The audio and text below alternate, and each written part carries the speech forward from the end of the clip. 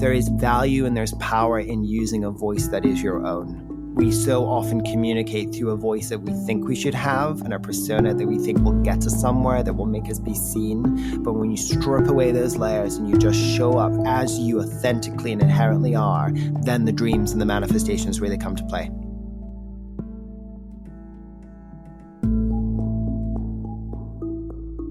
From To Be Magnetic, this is the Expanded Podcast with your host, Lacey Phillips.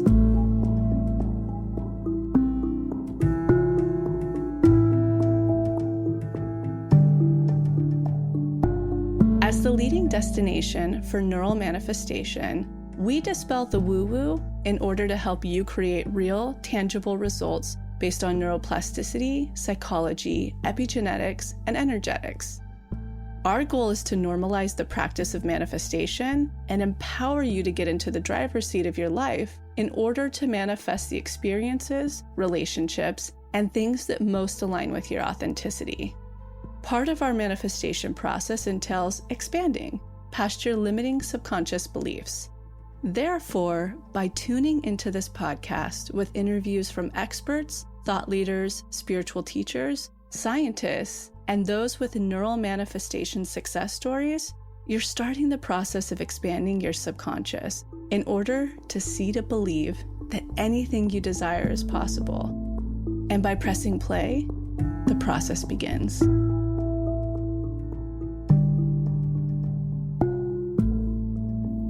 Welcome back to another process episode, which is where we showcase one of our pathway members who have gone on to manifest something extraordinary or big within their life, may it be career, home, relationship, financial.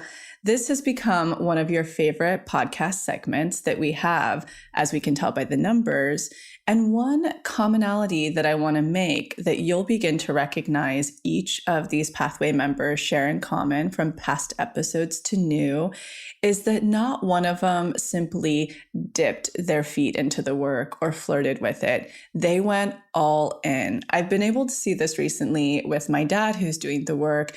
They sort of touch in, don't really do the DIs, do it once in a while, skip around the workshops without finishing them. Whereas what you'll listen to with each of these episodes, these are the people that started with how to manifest, moved into shadow, moved into inner child, did all of the workshops, listened to every one of the supported classes, which is our once a month class where Jessica and I go through in the pathway answering members' questions. And then they've gone on to listen to every podcast episode. That's what you will hear from each of the pathway members that we share on this. And not because we're only picking people who do that, the ones who actually manifest the big things, they go all in. And not only that, but once they've gone through the work, and they get a baseline of it, they make it their own. So a past guest, Heather Whitaker, you heard that in the Deep Imaginings, she started out with them, listening to them, and they weren't as effective to her. So she figured out her own process that when she walks on hikes, she talks the prompts aloud. So she'll listen to them in her earbuds. Once she's heard the prompts, she then goes and talks out what's been prompted until she gets to the block, and then she reprograms it. And you have to imagine, even as you're walking and listening, you're in a hypnotic state because your brain, your conscious mind isn't flying around. You've now gone into an alpha or a theta. So that's what you'll also find in commonality with these members. They make it their own. They don't stop when they get a roadblock. They actually figure out their own way through it. Today will be no exception. So I'm going to kick it over to my co-host, Jessica Gill, who you've heard on the Explained episodes and the Process episodes, as she highlights another really exciting member within the pathway and how they've gone on to manifest something extraordinary.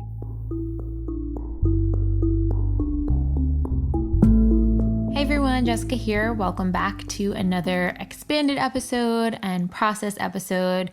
Today we have TBM coach Atarah Valentine and his husband, Gavin McLeod, for a process episode, which is so exciting. And we get to hear Gavin's story with the insight of Atarah's perspective of how Gavin's grown over time and how they've grown as a couple. This is a long one, but it is so good. And Gavin is just such an expert storyteller in sharing the insight and in depth of what his journey has been like.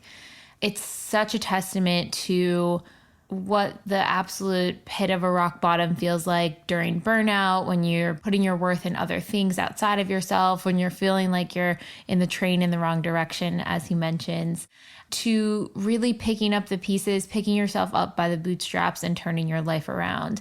And Gavin has done a lot of work on himself in order to change course, get on the track that feels more aligned for him, and has gone on to manifest some really remarkable, incredible things along the way as well. I know this episode will be so expansive for you, and you'll probably fall in love with Gavin like everyone else. And you get to hear Atarah and Gavin's story of how they met and how their relationship has grown and evolved over time. I also really love about Gavin's story how when he first started to look at his shadow that he had been putting down for 20 plus years, it was so uncomfortable and hard for him to get into the workshop. And it wasn't until Atarah changed the perspective and said, what if you jump into unblock money first instead and start to see your shadow through that way because it's a bit safer and feels a bit more comfortable. Then he was able to let his guard down and start looking into the work. And I think that's such a good note because, you know, we have a protocol that we recommend to most people, which is how to manifest inner child shadow, and then pick your workshop from there. But sometimes that heavy stuff can be so triggering. So if you are having a difficult time jumping into a workshop or it feels too heavy at the moment, A, we always say do it alongside a therapist, but B, find a workshop that's less triggering. Maybe it's more fun, maybe it's lighter, and then you're able to jump in that way like Gavin did. I do want to make the trigger warning and disclaimer for anyone who is sensitive or uncomfortable with the dealings around a conversation of suicidal thoughts, suicide attempts, and the like. Just feel free to skip over 52:44 to 1 hour, 1 minute, and 48 seconds. And without further ado, here is Gavin McLeod and Atarah Valentine.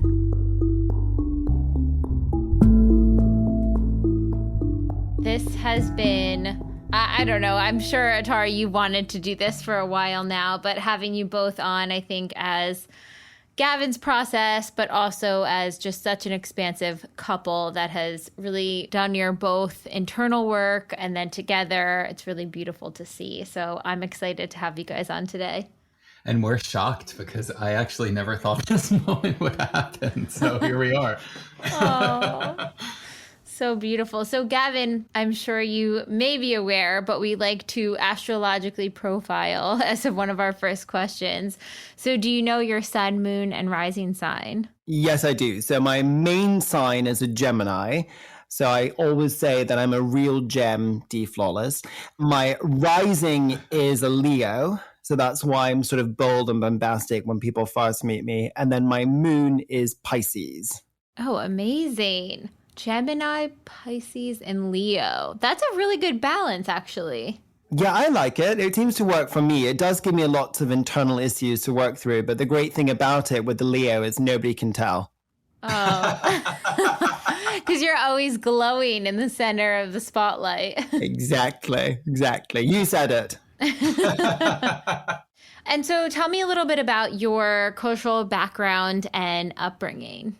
So I grew up in a very traditional, I would say Celtic, just because I am from Scotland, but in a very traditional family dynamic. I come from an old tenured family in the UK. And so I was raised with a lot of history and a lot of appreciation for the past and a lot of, I would say, an outward understanding that part of what I was here to do was to give back, was to contribute in some way to the society around me. And I was instilled from a very, very young age that I was simply a participant in what everything else was going on and how could we make everything function where everybody had a voice that was equal and heard. And so I was very lucky in the sense that I grew up in a very stable household. I had a very loving family. My parents were together for my entire family until my 20s. And I have a twin brother. So I had a best friend at all times to sort of go through life with. And I have an older brother too, who is always very expansive and always trying things. And he was fully prepared to be the black sheep so that we could be a bit more dynamic when we tried to do stuff. So culturally very British. I guess one would call it upper class, and very specific. I had, an elite education. I had friends that were all quite like me. But because my parents and my grandparents were very open-minded and very excited to discover more about people and cultures and different identities, we were certainly raised with more of an open mind than a lot of people that I necessarily went to school with. That's so interesting, the dynamic too with the twin brother. I love that you said, you always had a best friend to grow up with. My boyfriend's a twin, and their sort of dynamic has been interesting. Still best friends, but very competitive. Did you find that you were competitive with your twin, or did you have similar interest, or did you let each other kind of grow into your own identities? I mean, there certainly was not an overt sense of competition that was actualized or physicalized, but subconsciously and internally, yes, there has absolutely been a competitive nature to our relationship. And I would argue that that is something that still continues to this day. I think when you are a twin and you're so alike, you spend most of your time, although of course feeling incredibly connected, it's very easy to feel that you're simply the same package. And so when you're advertised and you're greeted and you're announced as the boys, one of the boys, Gavin and Andrew, then one can't help but try and fight for an individual identity. And so one could argue that that creates this hyper desire to divide, but also you then start to look at your success and you measure it against each other, whether it's financial, whether it's in partnership, whether that it's in friend circle, whether it's in having the outward signs of success, the clothes you wear, the watch you have, the car you drive. I think based on the work that I've done on myself and based on the work that my twin has done on himself, we certainly come to the point that we are just really proud of one another and we want the best for one another. And even though we are thousands and thousands of miles away and we've been separated for, over 17 years at this point, there is that bond, there is that connection that nobody can have, nobody can replace. That's really beautiful. And, how was the dynamic sort of with your mother and father growing up? How did you feel towards them? What set the stage for things that you were expanded by from them and all of that? My parents were very connected. There was definitely a team mentality. We were, you could argue that we were slightly all too codependent, but it was a very safe, loving, nurturing environment. My mum was my best friend. She was my go-to confidant. We spent more time together than maybe anybody else did in the family. They would be off doing guy stuff. My dad and my brothers watching football, and you call it soccer, and things of that nature. And they would be going and playing sports and so on. And my mom and I would be looking at antique books, and we would be watching gardening shows, and we'd be watching period dramas, and we'd be hanging out in the kitchen. And we had and have a very unique, very close shorthand relationship. And that was incredibly important and just really, really saw me through some very difficult times in my teenage years. I mean, you said at the beginning of the introduction that I'm married to Atarah. Clearly, everybody who has the internet knows that he's a man and therefore I'm a man. And so I lived the gay lifestyle in the closet and afraid of my own shadow, pun intended. And my mom was not someone I really talked about in overtly open terms, but she got it and she understood and she supported my ambition and my drive and my creativity. And she was my rock. My dad, we have a complicated relationship now in some ways because when my parents' marriage came to an end, it sort of happened in an uncomfortable situation. But when I look past that moment, I recognize that he was incredibly present. He wanted the best for me. He advocated for me. He gave me such opportunity. He never told me I couldn't do something. And if I wanted to do something, he would find a way to empower me and allow me, if it required financial investment, to do so. And so when I was thinking about moving to America when I was 18 years old to go to drama school, he didn't stop for a moment to say, why are you doing that? That's too much. What can we do? He said, how do we get you there? What do you need? How can we support you? How can we make you feel safe? How can we empower you to stick it through and to be that person? And from a business perspective, I always admired him. He was always an executive. He was always a company owner. He was somebody that in cultural and social circles was incredibly admired by so many people. And I was often introduced as Gavin. This is Derek's son, Gavin. And I liked that. I felt very proud of that. And the older I've got and the more I started to sort of do the work and look at that, I realized I'm proud of that again. Yeah, I am Derek's son. And I cannot fault them as parents. I mean, obviously, doing this work, you realize that you pick up some of their idiosyncrasies. But from a conscious level, I really just can't fault them as parents. I think that's so beautiful. And that was a theme I was kind of noticing as you were talking about both of them, was that a lot of times when you go back to this work and we start to unravel our own idiosyncrasies and our own kind of issues that are coming up, we notice they might be parallel and stem from things in childhood. And there's almost like a period of bliss for your parents, and then you pull the curtain back and you're like, oh my gosh, I got all this stuff from my parents, oh no, and you feel so angry or upset with them, and then you kind of move to an acceptance phase. And it sounds like you're not only in an acceptance phase, you're at a full gratitude phase, which I think is really, really beautiful. In all honesty, I've never had that sort of rage against the machine mentality. There's not really been a moment where I've looked to my parents and found that they've given me much scar tissue. There are things that happened when I was a young adult, when I was in my 20s, when my parents chose to separate, when my father found a new partner and moved on in that capacity. But that's about them, and that's about their lives and choosing to find things that made sense at that time for him. And, there are some remnants of that, but I never looked at it, and I don't look at it now and think, God, I'm so angry at you, because I simply don't have anything to be angry for. And the more that I've expanded and the more opportunity that I've discovered, the more success that I've achieved, I've realized they were just trying to do the same thing. And with much more pressure, running a family, running a household, being tied to society and having expectation, and just trying to be individuals who did it right and got through it and were present parents, because frankly, they did everything they bloody could. And I am the strong person today in 4 parts: because of my parents, because of my grandmother, the Nana, I call her. She's 101 years old, who is really the best friend of my life. And my husband. Those are the 4 defining factors that have got me to this point. So I really can't sit back and say, I've got over anything. There was nothing to get over. But I think at the same time, there is a piece where, because your family separated so late in life, and because you guys were so close and so tightly knitted together, that even when everything shifted with your dad, everybody kind of stepped up to try and make everything safe for everyone else and really focused their energy on him, even though he was essentially leaving the family unit. And the kind of aftermath of that, I think, had a slight backlash on everyone trying to find their identity outside of who they are outside of the family, because that was always who all of you were.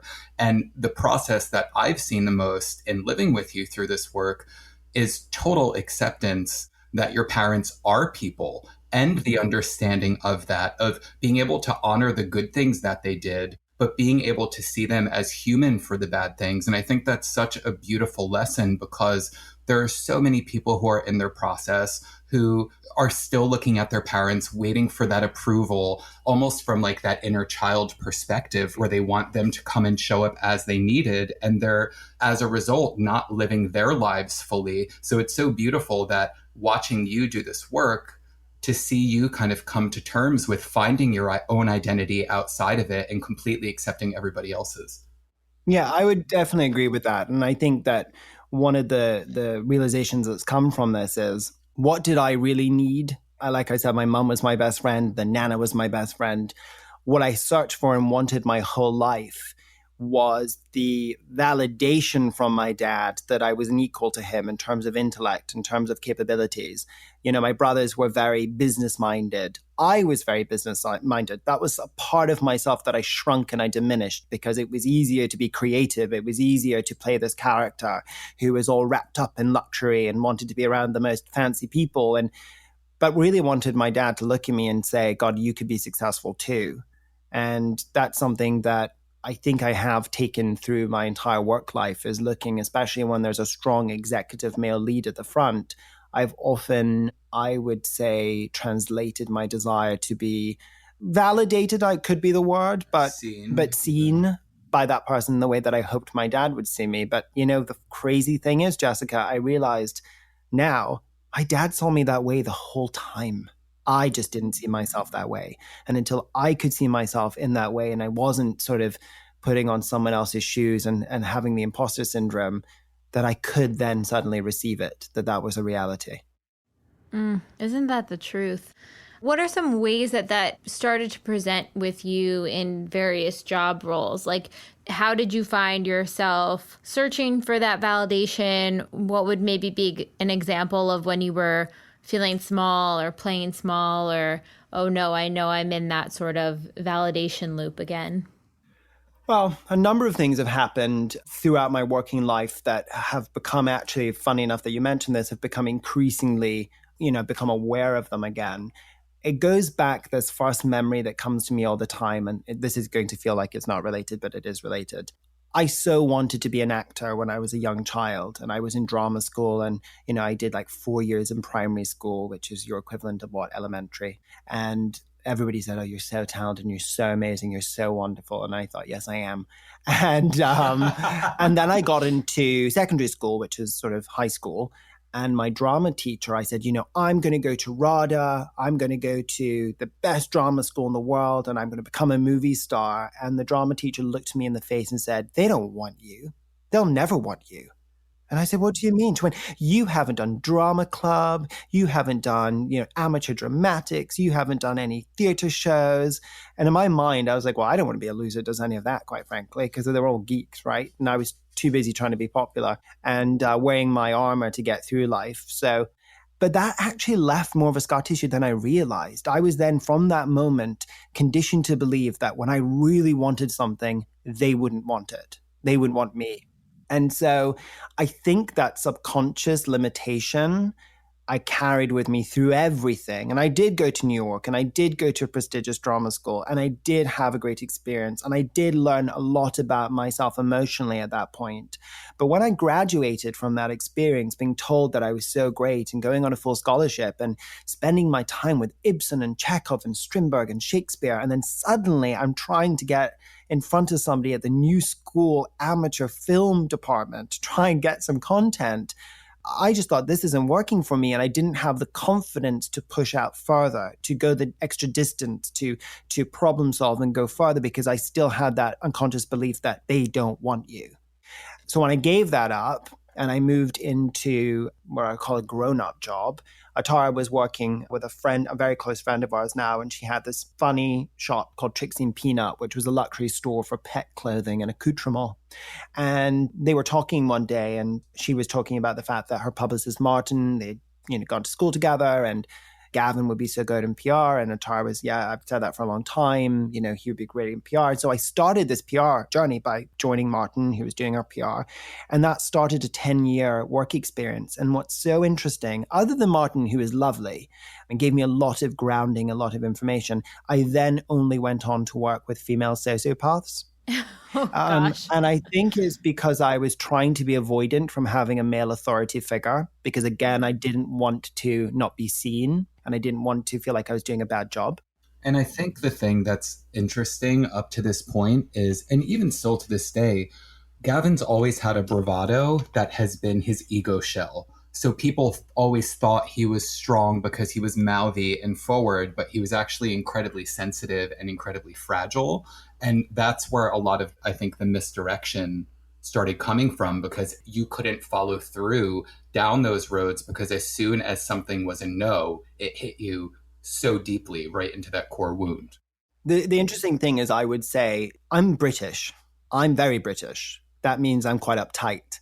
That's why I don't talk about emotions. I don't like to let outside people, initially out with family, even know anything on any personal level about me. And everything was advertised as a sort of glossy show pony. Everything is good. Everything is fine. Don't you want to be like me? You'll never be me. The sort of bravado that Atarah is talking to, that sort of armor that's worn. And then I went to drama school and spent 4 or 5 years feeling things acutely and intensely when I was on stage or in front of a camera. But I didn't really fully integrate that in my real life. And so I was almost likened to a door ajar, not quite closed, not quite open. So I would go into this work environment and I was presenting one way, but that emotional door was open, but I wasn't yet fully aware and comfortable with my feelings and didn't know how to show up in a mature way with them. And so I was walking around feeling incredibly vulnerable all the time. And I think that's why I presented in one way. So I was treated in one way, but I emotionally couldn't handle that because I really was a sensitive softie. And I wanted people to see my heart, my character, my openness, and my desire to connect. But I have a really funny, distinct memory that comes to me all the time. And Tara and I laugh about it all the time now. I was working at a pretty big PR firm.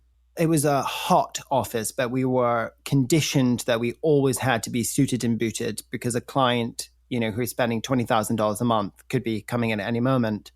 And I had taken my blazer and wrapped it around my shoulders and walked around the office to go into the kitchen to get a coffee. And when I came back to my desk, I had something that we called Spark, which was like an instant messenger from the HR, and said, Gavin, can you come to the office, please? So I went into the office and they said, we need to talk to you. And I said, what do you need to talk to me about? And they said, you can't walk around your office like that, wearing your jacket over your shoulders like that.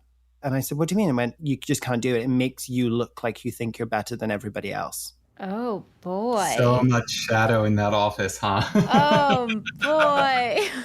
To which I responded, I don't think it, I know it. And I walked out and went back to my desk. Ah, yes. That's such an interesting dynamic, though, that's occurring in that moment, because you have the shadow and then you're faced with it. And instead of internalizing it, you sort of are like, yeah, I am better. Fuck that. Like, continue on with your confidence. But I'm also hearing at the same time, did you take parts of that and actually internalize it privately? Or, was there a sense of rejection that was felt even though you responded back confidently to them? Yes, I mean, of course there was, but it was also sort of a very confused message that I got, because in one hand, my defense mechanism, my ego kicked in saying, well, in the real world, you and I wouldn't even be sitting anywhere close to each other. We wouldn't even be in the same restaurant. We wouldn't be in the same friend circle. You would be very lucky to know me. How dare you? And the other hand of me thought, but I'm just showing up. I'm just doing my job. I'm just a little hot. Why am I being judged? Like, what is it about me that rubs people the wrong way? Why can't I just be free like every other person just to be? And this is actually something that I've dealt with my whole life because, I don't think we're really fully aware of how we show up and the armor that we wear to get through life. And I really think because we've normalized so many things today in our uber woke culture of Gen Z.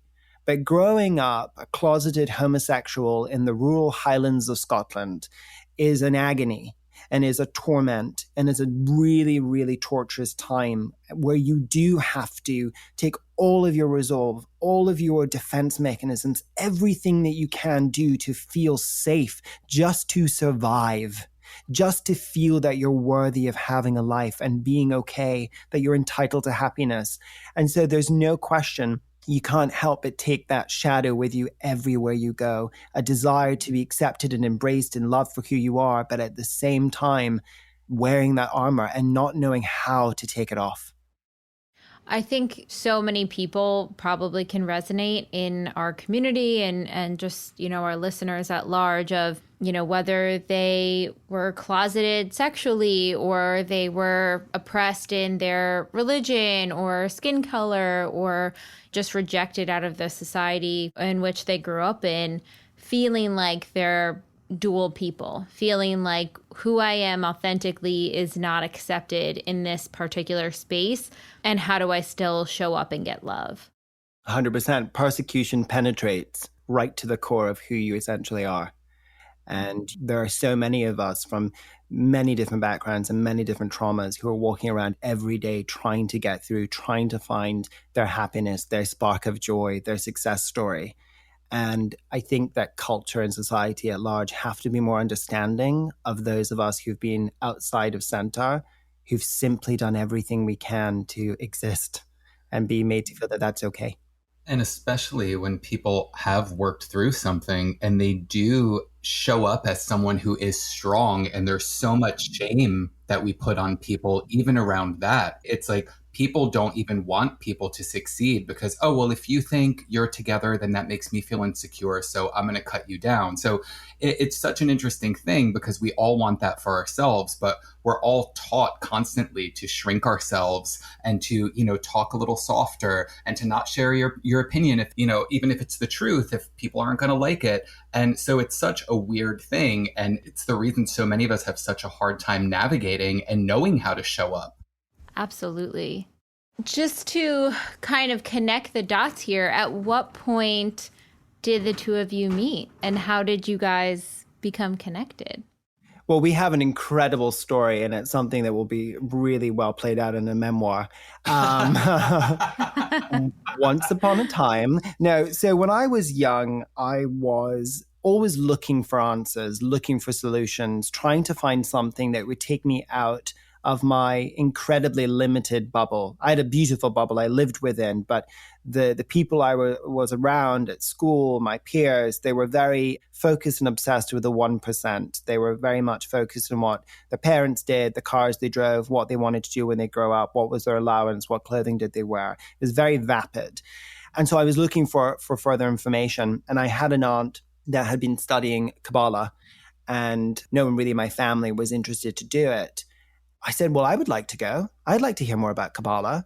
And funny enough, I'd heard a little bit about it because Madonna was a huge influence on me growing up. And I will say that my admiration and the escapism provided by Madonna, and I'm sort of nervous to say this because I don't want to sound like a loser, stalker, groupie, but she really made me feel that I could be okay, that you can shoot for the stars and you can conquer the world. And that verve and that vigor and that physicality and that just take no prisoners, you can hate on me, but I'll still succeed mentality really inspired and empowered me. And so I was already fully aware of what she was doing and could see the change and wanted part of that, quite frankly. And simultaneously, even though I was living in New Jersey and he was living in Scotland, and we, at that same exact time, and we laughed about this because we didn't even talk about it until later in our relationship, but we both had bought the same Kabbalah book at that time when we were teenagers and read it and were kind of like, what is this? It had a purple cover, but it was through like a weird Christian with lens. A bearded man on it. Yeah. And it really wasn't even what Kabbalah was. But very similarly, I was the 12-year-old kid who was subscribed to Psychology Today, trying to figure out, how am I here and how am I related to all of these people? And why am I in this town? Why do I exist? There has to be something better. And so it was interesting because we kind of had these parallels before we even met each other. Yeah, so I flew down to London regularly from Scotland to attend what they call the Zohar class. And there was a woman there and she was putting her arm around somebody and she was wearing a fedora. And I recognized the hands, the veiny hands. And I thought, oh my God, that's Madonna. And so I walked up to her because I was not lacking in confidence back then. And I said, excuse me, Mrs. Ritchie, my name is Lord Gavin McLeod of McLeod. And this is my first time at Kabbalah. And she looked at me and she's like, well, wow, how old are you? And I was like, 17. And she goes, who's your teacher? And I pointed at Yael Yardeni, who was a teacher, and said, I think she's going to be my teacher. And she walked us up and she went, Yael, here's your new student. And that started a journey with the Kabbalah Center and with the practice and the technology. Fast forward a couple of years. Like I said, I moved to New York to go to drama school. And I knew that the center would be somewhere where I would find comfort, safety, structure, friends. And I'd been there for maybe a year, actually. I'd been in New York. And I'd met this woman, Melinda, and she was really interesting and she was really fun and I really liked her. And she said, I've got a friend that I would love you to meet. You'll really hit it off. I think you will be a perfect pairing. Me being so avoidant about my sexuality, had no idea that this was actually some sort of a setup because we had never discussed anything. You know, she thought I was just a wholly purified soul at that time. So what's interesting is this woman I met when I was very young, when I moved out to Los Angeles, and I had led her to Kabbalah, and that's how she met Gavin. So she kept saying to me, you have to meet this guy. Like, I was just like, you know what? I can't yet. And she's like, no, you have to come. And she's like, this is his picture and he's a lord and all of this stuff. And I was like, I don't care, Melinda. Like, because I'd stopped going to the center because things got very political for a moment, like any organized anything did. And finally she got me to go. And we met, and kind of within the first, I'd say, 10 minutes of meeting each other, we got in an argument. True story. The Shabbat table. I mean, in the middle of the prayers, all of the stuff, and we're just going back and forth. And it was the most ridiculous fight. It was the most ridiculous argument. It was about the significance and the importance of Comme des Garçons versus Chanel. Oh, my. And you could obviously guess who was defending which designer.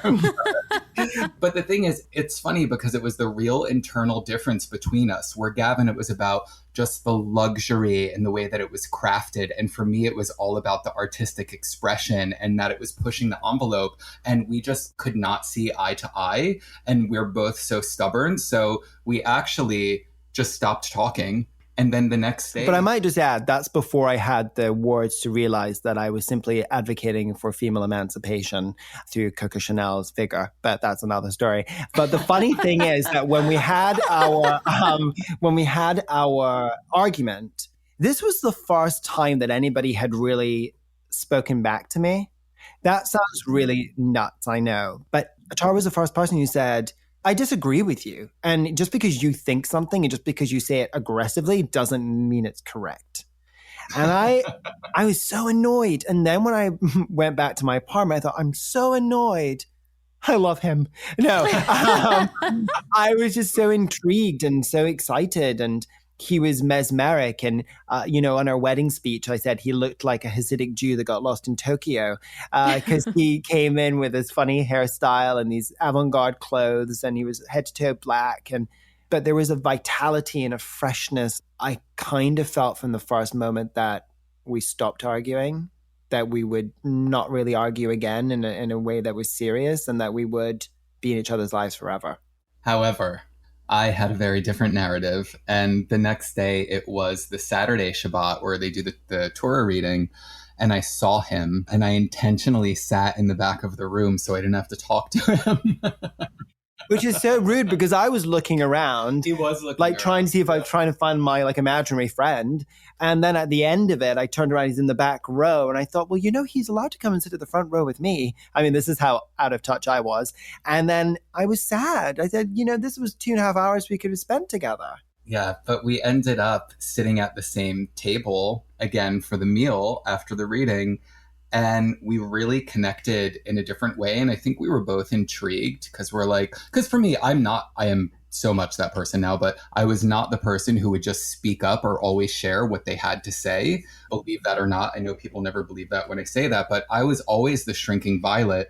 However, if I thought something was really unjust or wrong, I had no problem because I felt like I was defending so much more outside of me. So it was interesting because once that kind of blew over within the 24 hours, we just started hanging out, and we didn't even know what was going to happen. Like, I didn't know what his sexuality was. To be fair, I don't think he even fully accepted it at that point. But we just started hanging out so casually, and we kind of just never stopped hanging out. Yeah, and we never stopped hanging out. It's been 15 years. And it's just been a relationship literally of a lifetime, but it's taught me so much. I think I have grown so much because I have had that partner who is there for me, who puts up with me when I'm in a difficult space, in a good space, when I'm worried about things, can problem solve, can give me advice I'm not ready to receive, allows me to have a good argument with him and then say, you were right the next day. But what was interesting that actually when you say that, Atarah, it reminds me of the fact that we do have a lot in common, and we did have a lot in common from the very beginning, because in the same way that Atarah was very quiet. And I know in his episode, he talked about the fact that, he wasn't confident to use his voice and advocate for himself, certainly around his career. I was similarly that way, where I couldn't really advocate for myself. But as soon as I felt the underdog or somebody that was being unfairly treated, when there was an unjust situation, then all bets were off. My mouth was active and used, and I would defend that person, and I would be volatile and aggressive in my stance of protection in the way that Atarah was too. So we definitely bonded over core values of who we inherently were. Even when we were living in Greenpoint and we got stuck in an apartment, once he got cut off financially, he moved in with me, and we had this slumlord, we had black mold in our apartment. We didn't have any running water. Our oven didn't work for 2 years. Mice lived in it. We literally did our dishes in the bathtub that we bathed in because that was the only running water we had. And even at that time, if somebody was below us, we still paid for them to have dinner. We still took care of people around us. And we've always been those people, even when we couldn't afford to. So I think that's what's really allowed us to connect. And we are so similar. We're so different, but we are really similar. I mean, if we're going to go there, let's go there. You have to see Gavin's face when I just shared that. Because I was like, oh my God. Because here's the thing. I think it's so easy. I mean, if people look at my Instagram now, or people Google me or whatever, get an idea of who they think I am, especially through the lens of Atarah's IG stories. And apparently I look like I just dance all the time. But there were some really, really hard times. My dad cut me off with 48 hours notice 2 days before the rent was due. I suddenly had no money. And I know that people have been in this situation, and I have to be very mindful of the privilege that I have been afforded. I want to just put that out there. I am very aware of it. Trust me, I'm very aware of it. But I'm also aware of the power and the value that I learned about myself through not having it. And when people ask me now, I say the greatest thing that ever happened in my life was actually being financially cut off by my father. And I weirdly, even though I had so much lack mentality around money, and you, for me, it's just so funny because we really have flipped back and forth with who supported each other when they've needed it. But when that happened, Gavin broke down, and I looked at him and I got all of this strength, and I have no idea where it came from, but I just grabbed him and I looked him in the face and I was like, I know this seems scary, but this is going to be the best thing that ever happened to you. Mm-hmm. And I really believed that in that moment, and it absolutely was. And that happened on my end as well, like so many times in our relationship. And I also think the thing that made us come closer together is that we knew in that instance that we could work through problems. If we put our heads together, we could find a way through it.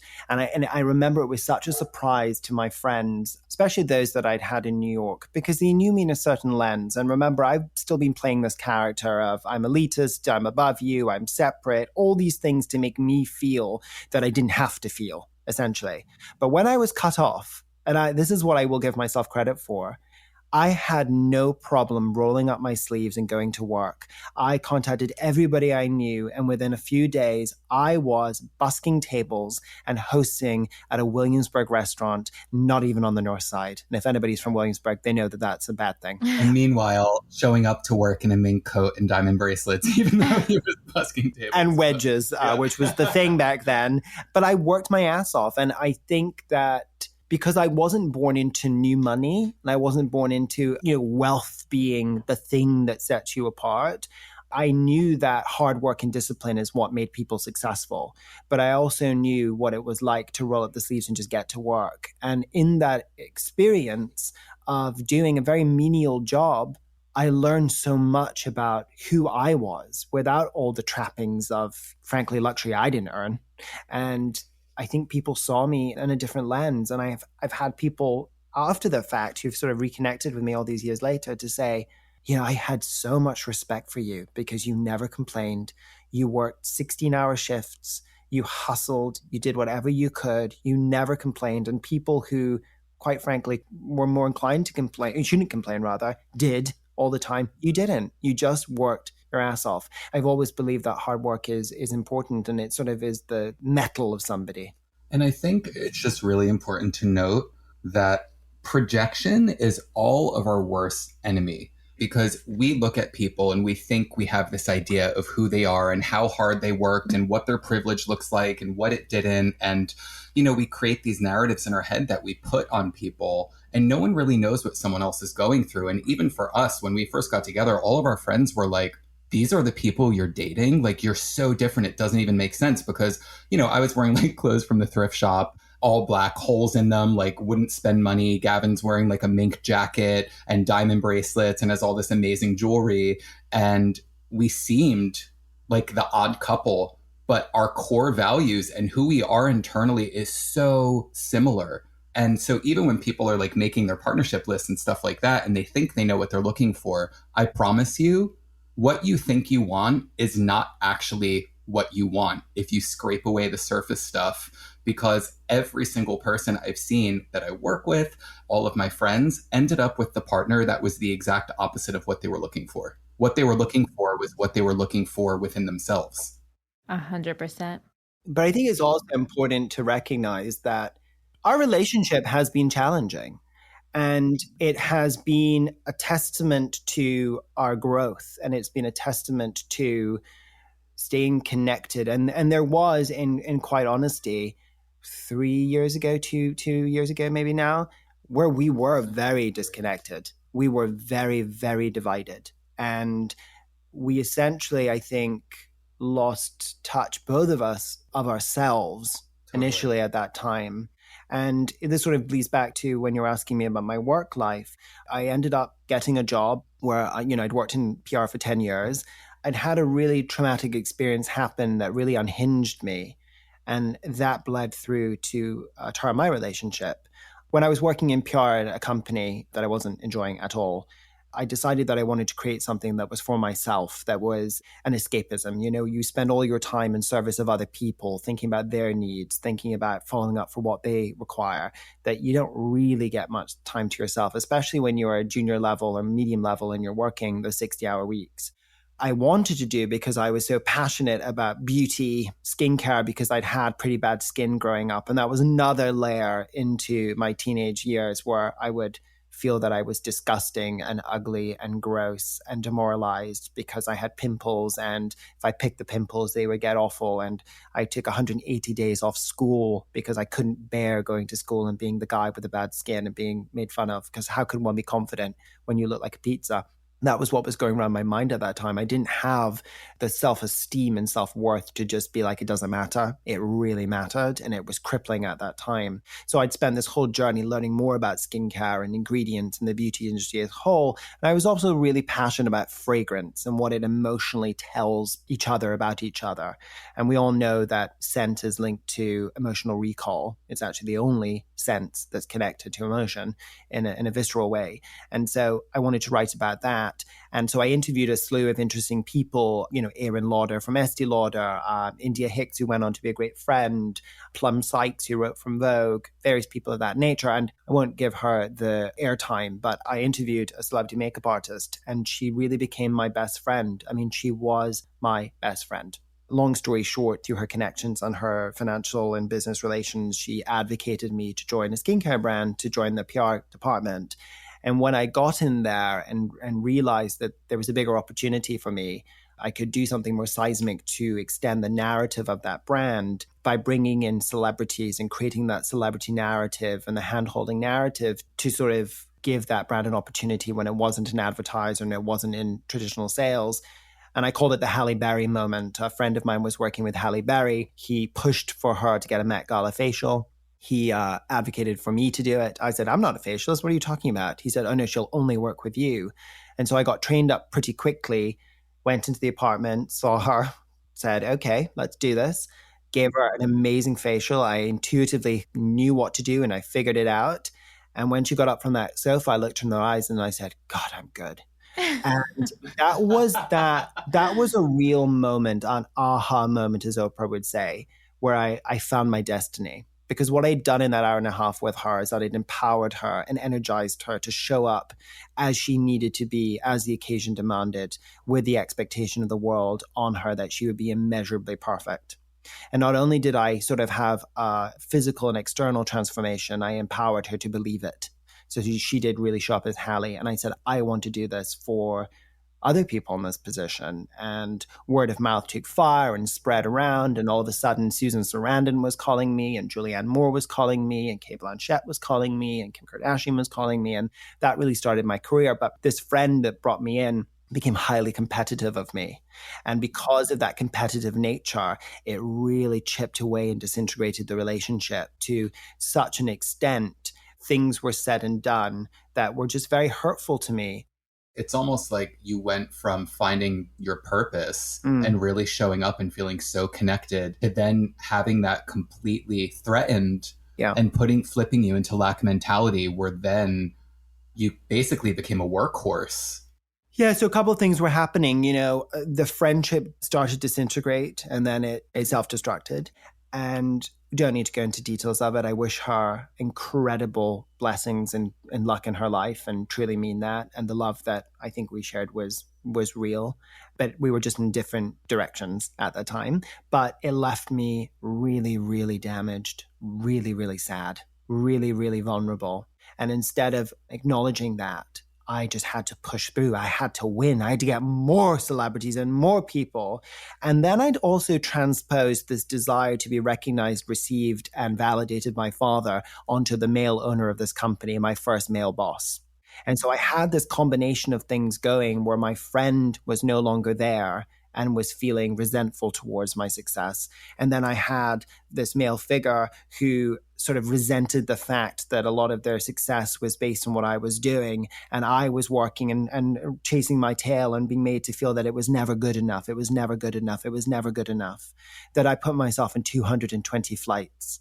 That I never said no in 1 year. And I never said no. I was never home. I was never present. I was exhausted. I was burned out. I could give all of myself to my clients and nothing to anybody else, let alone myself. Or your relationship, I imagine. Or my relationship, for sure. That goes without saying. And Atarah was going through his own process where he was coming to terms with, well, who was himself without me being there. And yeah, it was almost like because we were so entangled, because at that time we'd already been together for like 10 years. And our identities were so enmeshed. We were always Atarah and Gavin, Atarah and Gavin, Atarah and Gavin, or the boys. Like I'd replaced my twin with my husband. So when that happened, and we were a great team, like, don't get me wrong, like everybody, even when we had problems, people were like, you guys are such a power couple. Nothing can happen. Like, you guys can't separate. And it was really hard because we were so used to having that. Essentially, what happened was it made me unravel because I had spent all of my time and energy being such a codependent person, pushing into the PR job and helping with the opportunity and helping him prep for everything, that I kind of put myself aside. And then all of a sudden he was never home anymore. And I was struggling. I wasn't making money as a musician, even though I had record deals and I had a publishing deal, like nobody was doing anything for me. And I kind of really rock bottomed emotionally. And it's when I started seeing the change as he would come home on flights in his eyes, where he wasn't really there. That's when I really started getting into all of this work and Joe Dispenza. And right, I always laugh. I'd read Becoming Supernatural and Ben would be like, wow, when he would be home for the 3 days when he fully couldn't receive it because he was so just in fight flight for a year. And I'd be like, wow, this is crazy. And he'd be like, what? And I'd be like, do you know that when your fight flight kicks in, your body stops rejuvenating itself and it causes inflammation? And it's like, he couldn't take that at the time, but I saw it because we were so connected and I couldn't do anything about it. And it made me feel helpless. And then because he was kind of pushing me aside because he was so disconnected even from himself, I got suicidal. I was so depressed. I didn't think I was going to make it through that year. And we almost had these like simultaneous nervous breakdowns at the same time. And it was interesting because it's what really led me to be magnetic. And, you know, when I say I was laying on the floor crying in my podcast episode, this is what was happening in my life at that time. And I said, like, if I'm going to cry, I'm going to make this productive. I am not a victim here. I'm strong. I've pulled myself through things and I need to take care of myself. And as we kind of did that, that caused a little bit more conflict in our relationship. I mean, in all honesty, I would say that there was a 2-year pause in our relationship. It was like we were not together. I was not there. And I had been working so hard, but in that process had met so many people and new people and fresh people who saw me as a successful person. And I loved to show off that I was successful and a celebrity facialist and all my clients. And I loved playing the mentor role. And a lot of new relationships that were brought into my life, the boundaries were crossed and blurred. And there was definitely a sense of, I didn't know who I was and I didn't know what I wanted. And Atarah in many ways was a reminder of how hard life had been, because I was trying to figure out who I was with all these things going on and my ego being stroked and being validated from the outside sources, the outside world, quite frankly. And then Atarah was still a reminder of what it felt to still struggle and to not know your purpose. I, however, was so disconnected from who I really was at that time. Those 2 years is very blurring for me. It was a really difficult time. I felt that I was lost. I was determined that I did not want to be my dad who had left my mum, but I was hurtling towards that reality. And I could see what a mistake that had been for him. And I didn't know how to get out of it. So I actually was diagnosed with cancer, which came as an enormous shock and surprise. It happened 2 years ago on Easter Sunday. And during that process, I was diagnosed with stage 2 prostate cancer, and I was able to go through some experimental treatments in the UK that could have worked and looked like it did work. But even in that first instance, when there was so much me being pulled in so many directions, and then really formed these relationships with a whole new group of people, and how could I be in one and not in the other? And it was this sort of duplicitous agony that I was in. That was my first suicide attempt. And it didn't work. And I got the all clear from cancer, but I still wasn't healed. Because when somebody behaves in a reckless way, in a selfish way, in a way that is just about numbing and just about validation, it's a pretty shitty feeling. And I would liken it to being an alcoholic or a drug addict, where you just feel so bad for taking that hit, but empty without it, and hanging on the words of validation and being seen as this successful, attractive, dynamic person that I didn't recognize in myself and was never giving Atarah the opportunity to even see. And he was the one, Atarah was the one that really saw me first before anybody else, who made my life a reality. And that guilt was crushing. And that confusion was suffocating. And that led to me storing my sertraline and trying a second suicide attempt. And so that was heavy. That was really heavy. But when I survived and I looked myself in the mirror and said, I do not want to be this person. I don't want to create more pain. I want to come home. I want to come home. I want to be home.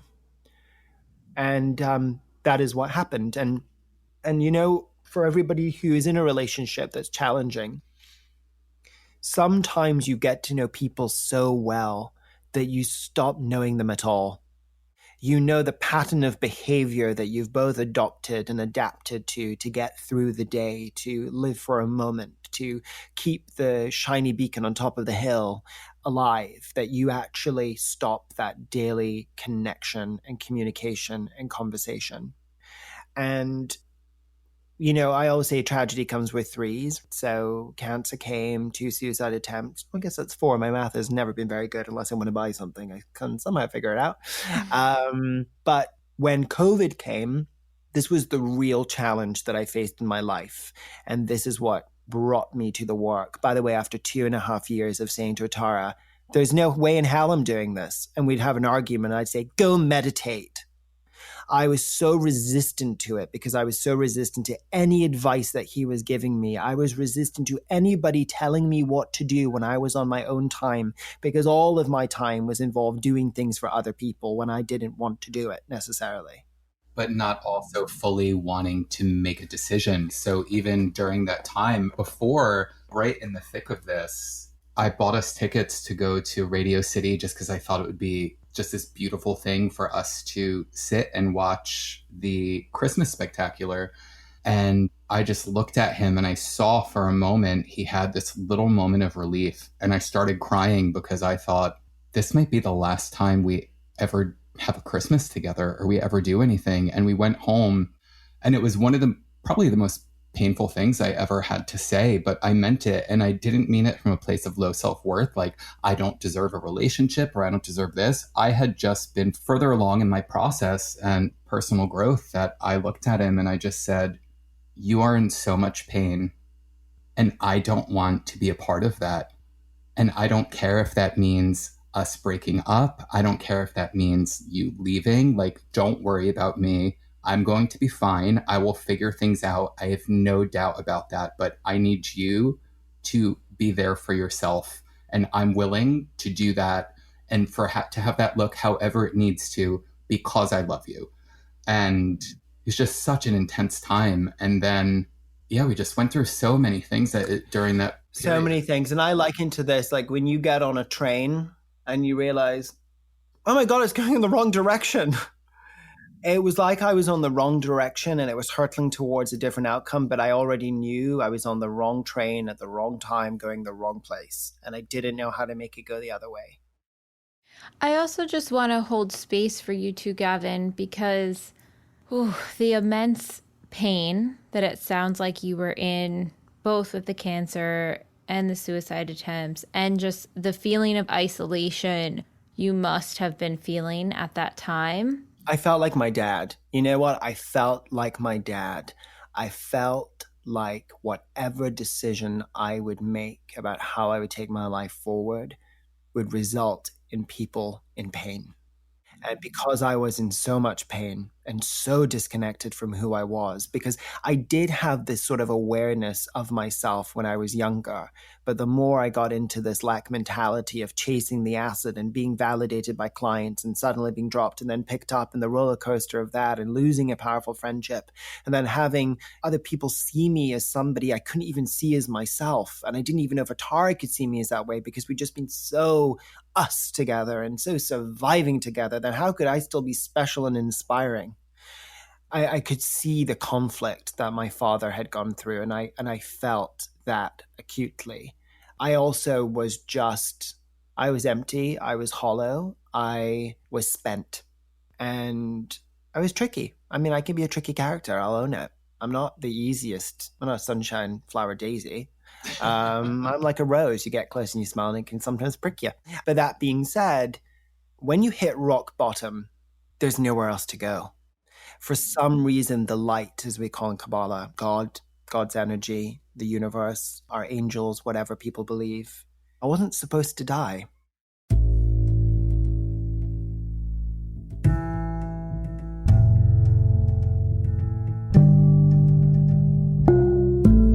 So I'm quickly interrupting this episode to invite you, if you're ready to start your manifestation journey, or if anything you've heard in our manifestation episodes has piqued your interest to begin.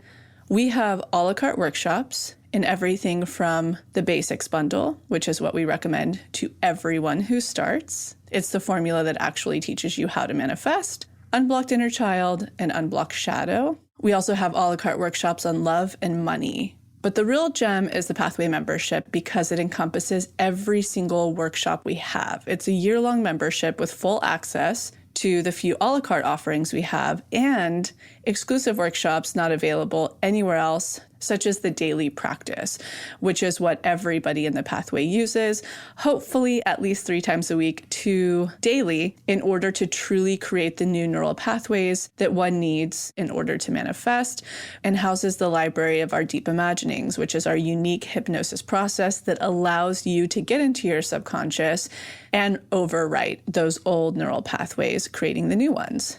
We have Unblocked Boundaries, the up-level workshop that covers how to navigate a rut if you're in one, a rock bottom, or how to take things to the next level.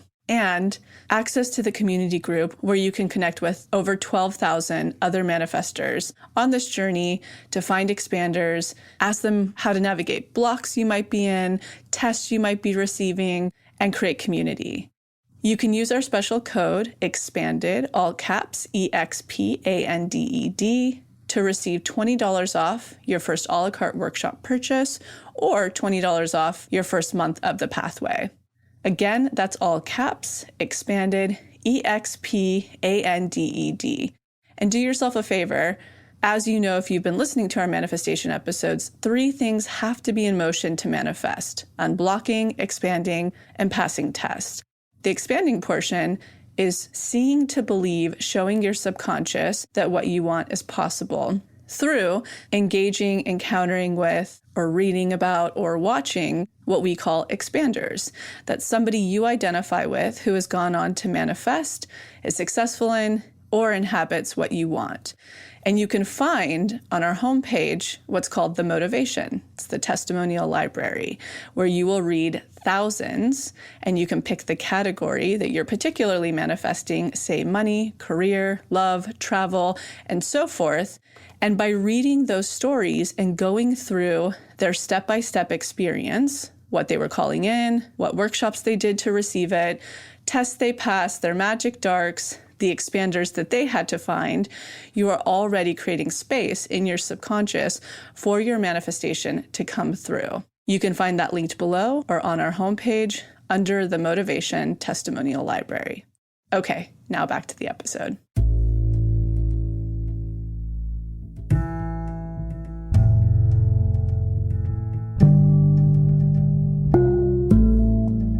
Atarah and I really had this coming back moment together. And my mum came out for a couple of trips. And it was really her second trip that things really found balance. And around that Christmas, right before COVID, felt like we'd really made a decision, that we'd found an unspoken decision, but we'd really found ourselves again. And we were making plans for a future, and we were decorating our home, and we'd found a home, and all these things were happening. And then COVID happened, which was really interesting because I was still burning myself out. I was still agonizing over award season. And it's like you didn't have that subconscious growth. So that was just your resting place or your homeostasis to go back to that lack mentality, overworking, having something to prove, even after going through everything. Exactly. And his mom and I, because she was here, she stayed with us for like 4 months. And we are such close friends, her and I, to the point that it kind of annoys Gavin sometimes, but we just would sit up talking for hours while she was here and really like try and plan to keep things with as little stress as possible for Gavin, and looking out for him and figuring out what we were going to do and how we were going to protect him. And things would seem like they were shifting until something with work would happen again. And then it would just spiral him right back to that place. It just triggered something so deep. So he continued doing that. It's those neural pathways, though. You know, you're in this chase the job, get the dopamine hit, get the reward. Oh, it goes away again. Okay, I need to chase it again. You know, it's such a strong loop. And it was such a strong loop that you had all of these rock bottom moments even before. You know, you said bad things happen in 3 or 4s. 3 major things had happened up to this point. Life and death moments that still weren't shaking you from those neural loops. No, but I wasn't really allowing myself, I was so deplete of just life force that I couldn't even process the experience of those moments fully. Because as soon as I was, I'm still here, let's just keep going. Yeah. And, one of the things that is another layer, I always say working with celebrities is an absolute gift and such a blessing when you work with expansive, dynamic, creative, courageous, soulful people. But when you get hooked on the energy exchange that you have in those moments, and then all of a sudden they want to work with somebody else, or they've decided they don't really want you this time, when you're not secure in yourself and you're fragile, and your sense of identity comes from the validation of the Hollywood elite, and suddenly they're slipping or not being consistent, that's a whole other level of I'm not good enough. I'm not good enough. And on top of that, what it's very similar to is the reason that people who are musicians and celebrities have such substance abuse problems, because your body, through the repetition of doing that, in addition to just those neural loops, your body becomes chemically dependent on those highs. And the lows feel really low. So your body is creating even situations where you drop your keys and you have the same reaction you would if you just found out your mother died, because it's just looking for an excuse or an opportunity to get those chemicals to run back through your body. You know, the neural pathway that I'd really like to reprogram is that when I can't find my keys, my mask, or sanitizer, that I don't suddenly turn into Veruca Salts from Willy Wonka and have a temper tantrum. Still happens. But, you know, that was, so we'd sort of had this moment. And what was very interesting is that during the COVID lockdown and subsequent events, this is really where my life transformed. And this is where TBM came to help me, to really help me find myself. In January of 2020, I'd gone to my oncologist and I'd been given the all clear. And I had to wait this period of time after this experimental treatment to see if they worked. And it had worked. So life was good. Life was great. We were excited for the future. I did have, in spite of the anguish about whether I would get people, I did get my third Oscar-winning actress in a row, which was Laura Dern. Very excited about that. I had just filmed Access Hollywood with Mario Lopez and had this really great spotlight moment. Things were wonderful in my career. I'd got a lot of attention because I had been working as the on-set facialist for The Crown with Olivia Colman and Helena Bonham Carter. Things could not have been better in terms of my own trajectory. And then COVID happened. Yay. And so when COVID happened and we went into lockdown, I was immediately furloughed from work. We had no revenue stream coming in. And I was saying, from everybody looking at my Instagram and seeing how bougie it looks, I am the king of the affirm lifestyle. You know, that's where you go on the real and you pay things off in installments. I'm really good at doing that. So it gives a far more glamorous impression than the reality. So I was affirmed up to the eyeballs and we'd had... You outing your shadow. I don't care. Let's just do it. And affirmed up to the eyeballs. The Birkin bag is paid for. Affirmed up to my eyeballs and had medical bills and this, that, and the other. It also cleared our savings to move across the country. We spent like $16,000 on our move because we were moving 16 years of stuff across the country. First and last month's payment, garage, his medical bills, all of these things. He was the only person working at that time also. And my work came in. So here's $10,000 for doing a movie soundtrack, then nothing. And then maybe here's another chunk of money. And actually, that's something that you say that I think is just really important for people to hear, especially when you are the sole provider, as so many people are right now because of COVID employment loss. It's a really challenging position to be in. And it's very difficult to maintain it without having a degree of resentment, because I really just wanted to. And this isn't blaming, because I would say to Tara, you're not doing that. You're not doing some servient loser job. You know, I'm not allowing you to do that. That was my ego. There was no way I was going to have my husband do something, because first of all, I knew that he was bright and brilliant and creative and talented and special and soulful and gifted. And I wanted the world to see that of him. I didn't want him to do something that I frankly would be appalled and embarrassed by. Again, maybe check my ego, but that was just something that I put on him. But then I used it as a weapon because I felt so pressured and so overworked and so unsupported through my colleagues and my employers, you know, largely, that I had no option to get off this, you know, merry-go-round, because how would we survive? And so I think it's really mindful and important for people who are in a position to understand that the stress that a sole provider is going through, and just to try and understand that there are things it can do that doesn't just mean getting a job, because I know that's very difficult, but just be mindful of the challenge and the emotional toll that can take over an extended period of time. I also find it really interesting too. You're still in telling Atarah he can't get these other jobs, or jobs that are at the level that you see him at, which on one end is absolutely beautiful and an amazing mirror and vision holder to him of his full potential.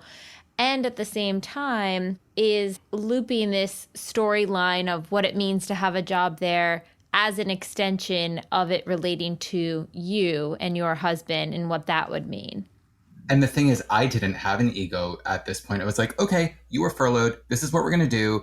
I can't do this because the whole world is shut down, but these are the things I can do. And I am going to do this because that's my decision that I'm making. And so it's interesting because it was such like a tug of war through that time. Well, even before furlough, for 2-3 years, even when I was being the horse and pony show for a long time and never home, I still didn't want him to demean himself for himself. But I also, to your point, Jessica, thank you for calling me out, didn't want him to reflect poorly on me, because if I was this big, successful person, then why would my partner be doing that kind of a job? Yeah. And I think just for the creatives on the other end of this, that's so interesting because there's just so many points that we've gone through in our relationship. But it put an incredible pressure on me to write that song that Sony's going to sync, to get that film placement, for me to bend who I am as an artist so I can be successful faster and all of that stuff.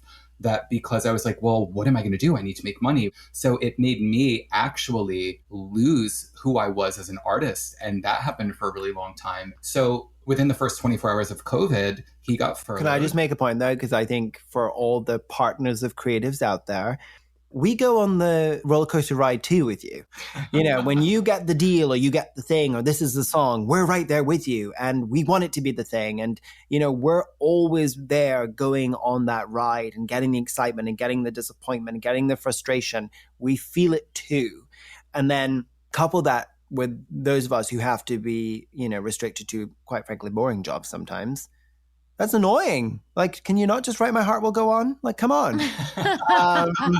So it's a tug of war for no doubt. That what was interesting is when COVID came and I was furloughed, I'd had to go back to the doctor to just get my 3-month catch up. Like, how are things doing? Is it still clear? I went to just do my regular scans, my checkups, my tests. And yeah, the next day the doctor called me and he said, I don't really know what to say. You know, you looked pretty clear 2-3 months ago, but you actually have stage 3 prostate cancer. Oh my gosh. And it's very aggressive given the fact that it wasn't there. And, you know, it was a testament to the fact that mentally and consciously I was saying something, but I wasn't internally feeling anything different. I was still carrying guilt and shame and stress and anxiety and terror. We don't talk enough about terror in society. It's a very different feeling from being frightened. It's a very different feeling from being afraid. Terror is something that is physiological, it's psychological, it's spiritual, it's internal. It is pain and uncertainty like nobody knows.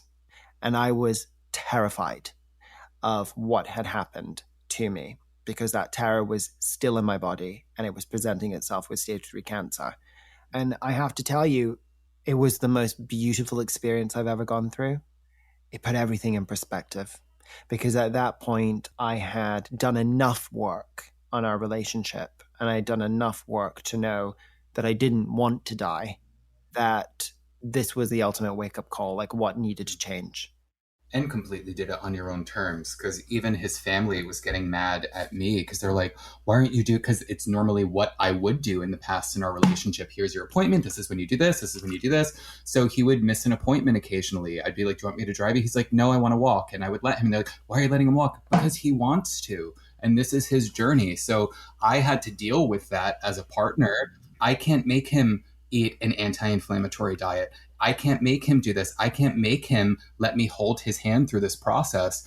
All I could do is be strong and support him while his family was saying, well, what's going on here? And I'm like, I don't know. And I'm not going to push it. I didn't even know about this until this very moment. Yeah. And I was like, and I'm not going to push it because it's my job as his partner to protect him in whatever way he wants me to. It's not about any of us right now. So even through the process, like the second time, I was terrified also, but I never let him see that. I'd be making dinner and I'd be boiling the water and put on music and shaking, crying in the kitchen so I can vent out my emotions so that when I walked back in that room, I had the belief and I had the support that he needed to go through it. So it actually, I think, was probably one of the most restorative things we could have possibly gone through in our relationship, because in a way, the thing that separated us, which was us actually being too dependent on each other, got to fix itself, where we both, through your illness, had to re-find our own independence to actually support each other in a healthy way.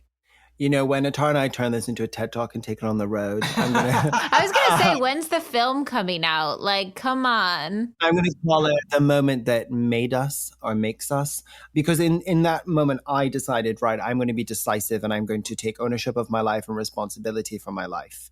And you're right, you know, to Atarah's point, I did do cancer on my own terms. I walked to every appointment because I knew I have to manage an anxiety disorder that I do have. Like I always go to panic stations very quickly. So I knew if I'm sitting in a car, the time that it takes to get in the car, to pull out of the garage, to get on the road, to pull down there, that would be agony for me. But if I can walk on foot and physicalize it and listen to a podcast or listen to music and just get into a different zone and have it happen on my own terms in the one little part that I could control, I was going to do that. And so I started to do the treatment, and I had amazing doctors that were troubleshooting and problem solving so many things about the treatment when we didn't understand what COVID was, how it spread, what was the real danger of it. I had several operations. I had several rounds of radiation, several rounds of immunotherapy. I'm not wanting to brush over that. You know, that was challenging. That was difficult. But Atarah said something so incredibly flattering to me. I made sure whenever I came back from a treatment, whenever I got up the next day, I dressed every day as if I was going to be photographed for a Ralph Lauren campaign. I was going to wear a blazer. I was going to be suited and booted. I was going to wear a tie. I was going to never, ever drop a standard, which kind of goes back to my upbringing and my family. But he said to me, he said, you know, it's unbelievable how you bounce back from these treatments. You're so strong. You're just like your Nana. And that was the most impactful, empowering, kindest thing anybody could say to me. And I said, you know, I have this. But I know that I had that. I knew in every step that I took to Cedars-Sinai, every time I lay on a cold clinical table, every time somebody prodded and poked and treated me like I was a meal ticket or a piece of lamb, that I was going to be okay. I had no question I was going to survive. But how was I going to survive the rest of my life? Because I didn't want to end up back here again. And so that's when I really started to turn to the work. And I want to be very honest with you. It wasn't easy for me to get into TBM. Part of it I was resistant because Atarah talked about it all the bloody time to everybody about how it was a life changer. Atarah learned to shut his mouth and to not do that and lead by example after his first year, which is so much more effective. So I said, okay, let's just go do it. And after the first time doing it, I said to Atarah, I've spent 20 years running away from my shadow and I'm meeting it in the first 10 minutes. Count me out.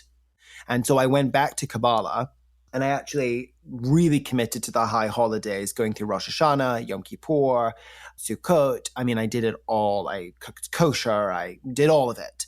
And it really was a purifying process that put me in the zone that I could suddenly start to be an open vessel and start to acknowledge some truths about myself.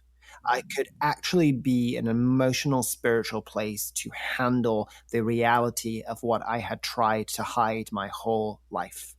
But that's not where I was going to start. Yeah, but it was interesting, though, because then going through that process, which he was so committed to, like doing Shabbat, dressed in all white, making his food, going upstairs, on Fridays and Saturdays to do it for a few hours.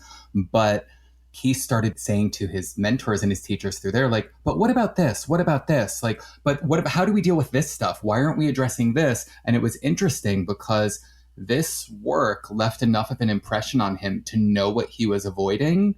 And he wasn't able to find that. So he circled back. But the first time he did this, even though I'm a coach, right? Even though I've written some of the workshops and obviously know what I'm talking about with this stuff, he wanted it to be his own relationship. So I respected that. And so when he said he wanted to do shadow, I was like, okay, like do it. So the second time when he came back around, he was like, I really want to do this. I can't go that route again. What should I do? And I was like, you should do unblocked money. And he was like, I'm fine with money. I don't have black money. And I was like, no, I think you'll be surprised when you go through there how much shadow there is around unblocked money that you're not aware of. And it's such a safer space for you to access that piece of yourself. And it was a game changer. From the moment that I started to really do that workshop, I was in the work, hooked on the work, was committed to the work. And yes, to Atarah's point, I'd said, I don't have lack mentality. And to some extent, I didn't, because I, first of all, have never believed that I will ever be really poor in my life. I kind of could say that out loud, that will never happen. I just know it energetically. And at the same time, Atarah had much more issues around money that was apparent than I did. That being said, revelatory, mind blown. My first time doing the journal, I journaled for 16 pages. Wow. And I had such a breakthrough moment. And I realized that I and my family had been living between the cracks. Next to poor people, we were really rich. Next to really rich people, we were really poor. And we were always in that pattern of trying to keep up and be as valuable, as special, as validated by everybody else who was on a higher echelon because they made more money and new money and they were more successful in business and things of that nature. And then I had this breakthrough and I was journaling. I was like, this is it. I realized because my father, his whole life, had wanted to be an independent individual. He wanted to be creative. That was stifled in him from a young age. I always say grandparents can be very different parents. And the Nana is his mother. And I think she was very limited in her viewpoint about what was expected of him from their background and their expectation. And to become a lawyer, a doctor, whatever, become successful in a very white collar context when all he wanted to do was be a racing car driver and run off with the Stones. And I realized that my dad was the always about to guy. He was always about to sell his company for millions and millions and millions and millions of hundreds of millions of pounds. He was always about to get the promotion on the new company that would give us this brand new lifestyle. He was always about to sell his shares when they were $100 a share, and then he'd go to sell it and they were 20 cents a share the next day. He was always just about to, on the precipice of exponential success, and it never happened. And whilst he was successful and achieved a lot and did a lot and had a great deal of respect and gave us a very privileged lifestyle, I could see the energetic swing of we were all in that roller coaster with him. We were all in it. Are we going to buy this house? Are we going to buy this car? Are we going to do this? Can we go here? Can we do that? We were all hooked on his success. And when it didn't happen, we all fell flat too. And so I'd forgotten that. And then I looked at my own working relationship and I looked at my own relationship with money, and I realized I too believe that success can only happen to a certain extent. And so there was a glass ceiling. There was a literal block to what I believed I could achieve subconsciously, because that had been what had been programmed and shown to me. And how much, I realized this, how much did my career also mirror that back to you? Yep, just gonna say that. Is that big hit gonna come? Oh my God, I married my father. Well, the energetic was familiar. 100%. And it's funny because in some ways Atarah and I are quite duplistic. So one moment he likes to play my mum Sheila, and sometimes I'm Sheila, and sometimes he's Derek, and sometimes I'm Derek. And I think that goes back and forth. But that was a huge deal. I can't tell you that was such a big deal. And when I got through that workshop, by the time that I got to that point, I was ready to see myself. I was ready to look at my sorry Gollum ass in the eyes and say, you don't exist anymore. We're done. You're not lurking around. Prince Charming is taking over. We're telling a different fairy tale right now. And then from there, I went into inner child. And that was really, it sort of showed me what I thought it would show me, anxious attachment and where my nervous anxiety disorder had come from, which was really my mom having anxiety about my older brother when he would go out on the town to clubs and about whether he would come back safe. But when I'd finished Unblocked Money, that is when the tests and the manifestations started to happen. And I would have this ritual where every time I would finish a DI, I would check my phone for a manifestation. And then every morning before I did my DI, I wake up in the morning and I pull my covers over my head and I go on my phone and I would check, okay, here's my email, here's my WhatsApp, here's my Instagram, here's my text messages. And I'd be like, oh, no manifestation today. Okay. And I would laugh and be like, what do you think your manifestations only come through your cell phone?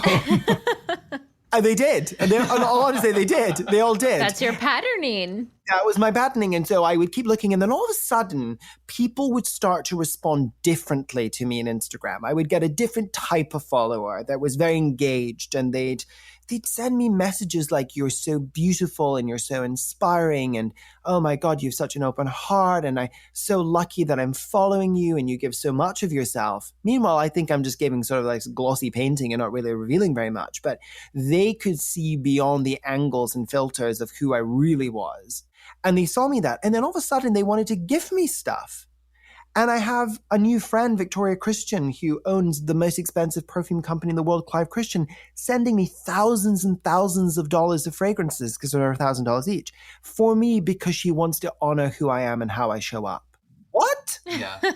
When he actually crafted his list, he didn't really have micro. He's like, I want an orange Birkin bag. I want this. And like, again, after really learning what people respond to and what they don't, I was like, okay. So when he started manifesting and things were coming through, he actually was getting all of these things that were really important to him that actually gave him direction and guidance on what his next career moves were. But they were just kind of showing up and they were so aligned with what he needed. So it was so interesting. I've never actually seen a case like that, but we looked at it like it was so much fun. Like, this is a test. This is how you need to show up. And then he started really allowing me to like do what I do and direct him. And of course, there's always pushback like, well, you can help other people, but you're wrong here when it came to him, of course. And then it turned out I wasn't wrong. That's the role I play in my relationship too, Atarah. Well, I was taking it for granted that I didn't have to pay his hourly rate for coaching. You had the one-on-one treatment all the time. It's perfect. Oh, it was so good. And it was so good because he could really keep me aligned. It was such a head start to be able to have just that touch point to be like, what do you think is going on here? And what was crazy, so with the great blessings, the great gifts, suddenly this woman wrote this book called The Gardens of Bunny Mellon, and it was so detailed and it was so nuanced. I'm fascinated by Bunny Mellon. She was a very famous garden designer and designed the Rose Garden for the White House. And she was Jackie Kennedy's best friend. I just find her mesmeric. I mean, she would buy a Louis XIV chair for $1 million and she would rip a hole in it and set it on fire a little bit so it looked lived in. Because luxury was to be lived where there wasn't something to be treasured or put in a case. So I just love that philosophy. You buy quality, you live with quality. It's an extension of your reverberation in your life. So I'm just beguiled by her. And this book, it told all the thing, but it was kind of expensive and I was furloughed. So I wasn't going to spend $90 in a book.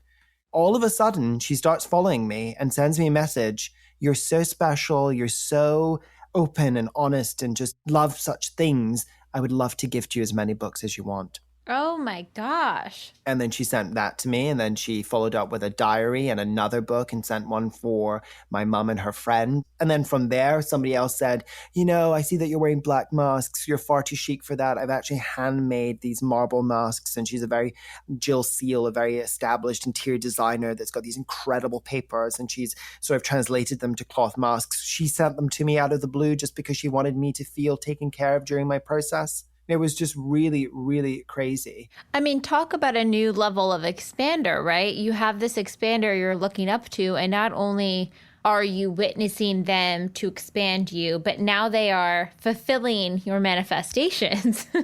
And being expanded by you, which is so crazy. Yeah, that's the role, expand the expander, right? But then I will say test started to happen.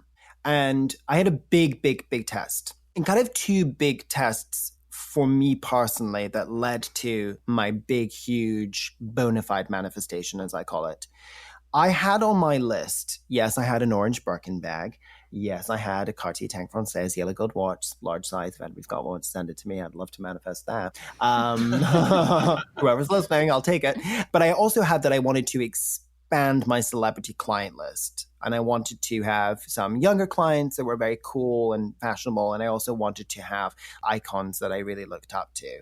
And I have a lot of friends who are makeup artists and hairstylists. And there was one particular client that I won't name here in case I ever work with her again, but who was brought to me, said, Gavin, you wanted to work with this person for a long time. And I said, yes. And this particular client is very funny, very acerbic. It was crazy because this one person, and they're so famous that we can't really say that much, but everyone's like, oh my God, they're gonna love you. You guys are gonna be best friends. You're all gonna hang out. She is going to eat this up. You're gonna connect so much. So he got the call to come and work with this person. But again, because of the pressure, the night before, and Gavin had been like smooth sailing through all of this. What is this? A test? Okay, cool. That's what I'm going to do. But all of this lack mentality came again, the like hissy fit. He changed like 15 times the night before trying to find the outfit. Then he's angry because none of the clothes. Right. It was an emotional release, not in a hissy fit. Yeah. And so I said to Gavin, like, don't walk backwards. Stay conscious. Take a breath. He just couldn't. He got so overwhelmed. So I drove him to this person's house thinking it's going to be this like life-changing thing, right? Because he's like, this is the moment. Oh my God. And I'm going to do this with this person, whatever else. So I rock up to this house, and remember, this is in the height of COVID. So I'm suited and booted. I really do look like a Ralph Lauren wet dream, I have to be honest, when I come in. And I have my mask, I have visor, I have gloves, I have a surgical gown, like I'm good to go. And I'm greeted and shown into the room that I'm giving the treatment. And in she walks. Hi, sits down. I'm like, okay, have you had this before? Yep, okay. And then fortunately, I'd heard that her makeup artist was also going to be coming. So I thought, okay, well, maybe when she comes, there'll be a bit more of a free flow. And maybe this is how this person is with new people. And you never really know. But I've very rarely gone into an environment where I've just become a service provider. Most of my clients and I talk all the time. And have become like real friends in real life outside of that. Yeah. And so this was a new experience for me, but yet at the same time, I kind of understood it because you don't know somebody and everybody's got different strokes for different folks. And then when our mutual friend, makeup artist, came, they would try and talk to the client to get them revved up and involved in conversation. And they would do everything they could to pull me into the conversation. And I did everything. I mean, I wagged my little tail. I was funny. I have to tell you, I was on fire, but there was no audience to receive it. There was literally no feedback. The makeup artist would say something, they would laugh, oh my God. I would say something, crickets, nothing, nada. There was literally no exchange of energy whatsoever. And I could feel myself really getting to that really flat space where I just felt like a worthless piece of shit. And I was over hot in my outfit that was cute, but totally seasonally inappropriate. And I was boiling and I was angry. And I said, you know what? This is just a horrible, horrible feeling. And it was because I never had it before. But I'd been so seen. Jessica, I had just been seen in the morning. Someone was sending me gifts. And all of a sudden I was reminded, you're not as good as you think you are. You're not as special as you think you are. You're special amongst other people, but in the world elite, you're not the same. And that was a very jarring sensation. Or I would almost reframe it as that was what your shadow, your ego was telling you. But in actuality, it was the universe asking you, you are fabulous, amazing, everything's great, you're so powerful beyond measure. Are you going to remember that even when people don't treat you like that? Are you going to put the validation in them? 100%. And Jessica, that was almost verbatim, like if you were speaking through my mouth when he came back to the car. 100%. And you know what? I failed. I failed that test. That's okay. But there was a really incredible moment. The thing is, too, because he came back and I said that, you're also, because he had been furloughed, he wasn't working, he didn't know what his next move was. And he said, I don't want to be treated like that ever again. I don't know if I want to do that. I don't want to. And I said to him, wait and see what happens. This is an opportunity for you to grow. How she made you feel, you're going to go home and you're going to do the trigger DI and you're going to get to the bottom of it. And you're going to get some kind of clarity from this situation that is going to direct you on what you're supposed to do next. Maybe this is the thing. Maybe this is showing up to break your ego, to show you that you can be something different from this. You don't have to do this because you get validation. Because if that's the only reason that you're doing it, then that's not in alignment. So he gets in, he's like, yeah, okay, basically. We drive home. We hadn't even started driving yet. I was still feeling miserable in the car, feeling like an absolute rejected loser and totally failing the test. And then I picked up my phone and I was going to text the makeup artist to be like, did that go as bad as I feel like it did? And I had a text from Susan Sarandon that I hadn't read. And I opened it up and she said, paraphrasing. Hi, Gavin. This is my last day in LA. I just finished a job. I would love to see you tonight. And I wrote back to her. I said, I would love to see you too. Let me know what time you're thinking, and I'll have the machine, the oxygen machine that I use, and some serums packed up. And she wrote back to me, no. I don't want to have a facial. I just want you to come over and hang out. Oh, just you for you. That's You so... for me. Oh my gosh. And I looked at Atarah and said, look at this manifestation. I couldn't believe it. It was literally as if I was so desperate to be seen, and I'd worked so hard on that outfit. And to even further enhance this story, I went to meet Susan later in the day, and I changed my outfit just to a casual one that I didn't put much thought into. I arrived at the door. She opened up and she said, oh my God, you always look so fabulous. I just love how you dress. Oh. You can't make this up. No, and the reality is, because he says he failed the test, but he didn't fail the test. And what people don't realize is when you get tested, it's literally you just being shown information so you can get clear perspective. And the perspective you needed to see was that, one, you don't need to be validated for that. Two, you don't need it from everybody. And then you got it from someone you actually fully respect, who showed up and saw you exactly for who you are, not because of what you do, not because you were funny or you were performative. And that's literally what showed up. You as you is more than enough. All of that other stuff is garbage. And I will say that for so many people, I've been told, and I've never really allowed it to land until I got through Shadow, to believe what people say, to really feel it, to accept it. People would say to me, you know, people aren't booking you for a facial. They're booking you because they want to spend time with you. And I would say, oh, that's so sweet. Oh, that's so sweet. And I would always sort of just like pass it to the side. But actually being able to remove the masks, the gowns, the robes, the jewels, and just be moi, I could suddenly go, you know, I am pretty special. I do give a lot. I do really empower people to feel the best about themselves.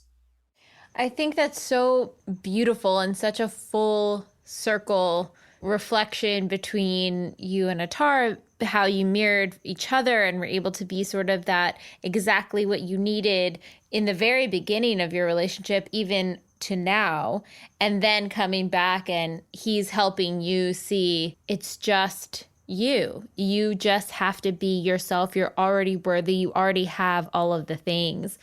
You don't need all this other stuff. It's the universal lesson, right, in the work. It's just getting back to square one. It's who you are before you adopted other people's beliefs, before you started to hide and shrink. It's who you are when you just stand there butt naked as a bubba.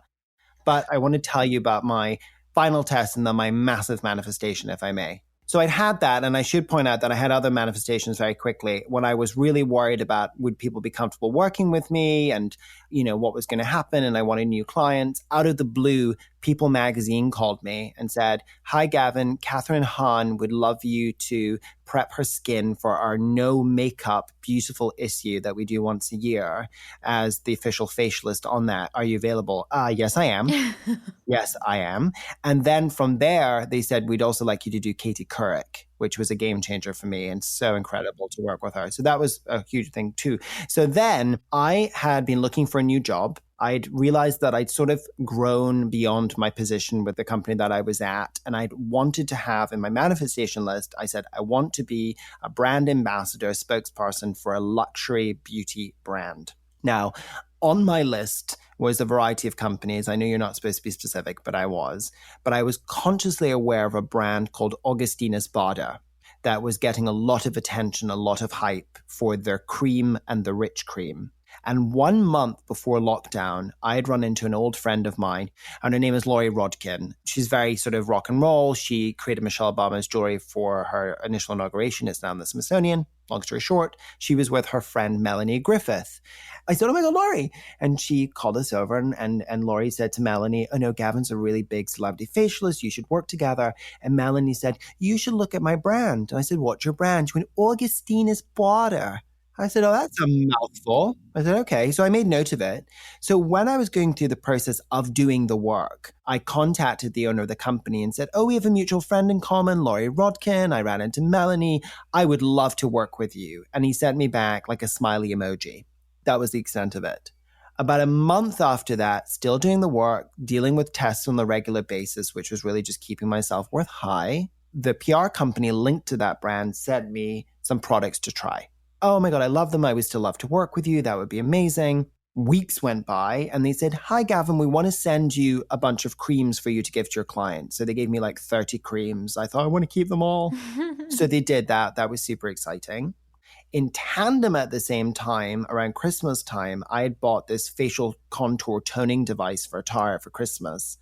And I had posted about it. And the owner of the company saw it and said, don't buy it. Let me send you one for your husband. Let me send you for your clients. So I had this relationship where they were sending me this $200 device and I'm getting 20 arrive. So I had the best gifts for my clients at Christmas. Oh my gosh. Seriously, I want to be on your Christmas list. I know. Well, I didn't even have to pay for it. And that was the manifestation. And I thought, well, so much of it is relationship building and keeping it going. And I can't just send a card. And then I didn't have to worry about that. And then this is where things came together. I'd finished my inner child. And I said, you know what? I'm going to go back to the 14-year-old that was sitting in New Bond Street at the Versace store, looking at the jewels in the window saying, I want that. My dad saying, you'll get that when you're a successful businessman one day. And that sort of imprinted on my brain. And I said, you know what? I'm connected to the CEO and co-founder, Charles Rosier. I'm going to message him and say, I would really like to talk about working with you. So I messaged him on Instagram and he said, okay, let's talk tomorrow at 6 a.m. your time. I thought, 6 a.m.? Doesn't he know that I don't wake up till noon and the cocktails start at 3? This is a problem. So anyway, I got up and I got on the call with him. And it was a really sort of interesting discovery call. But initially, I could see that he was trying to figure out where I would fit. And I said, I want to be your ambassador and I want to do this and I want to talk about that. And he really wasn't kind of interested in that. But towards the end of the conversation, he said, okay, I like you. You tell me what you want to do. You want to come to my company? You let me know. And I said, I want to come to your company. I absolutely want to come to your company. He said, okay, we'll be in touch. So about 5 days later, he sets up a call with the head of SPA, Christiane, and he said, I want you to meet with her and just see how you'd work together. Because in my previous role, I would be a show pony. I would shadow the salespeople and I would sort of link the brand to my celebrity clients. And they could all say, Kim Kardashian's facialist trained me and all that stuff, right? So that's the kind of role that I was pitching for myself in that conversation. When Christiane came on the Zoom call with me, I didn't even have to work. I didn't have to say a thing. She said, Gavin, you're so inspiring to me. I have been watching you on Instagram for a couple of years and you are so expansive for me. She used that word. Wow. And she said, you made me fall in love with the industry again and your character and your charisma and your heart and your humor. It would be an honor of my life to work with someone like you. You are a master. You are an inspiration. You're an icon. And I was sort of being bashful. I was like, oh, it's so sweet. But as soon as we finished that call, I walked upstairs to Atarah and said, I was just seen. Oh. And it was like the first time anybody really saw me. And this is what Atarah said. Come lie down, get into bed, close your eyes, hold on to this moment for the next 10 minutes. Feel what it feels like to know that you were seen. Hold on to that. And every time moving forward that you feel lack, close your eyes and feel that feeling. And so I kept it alive.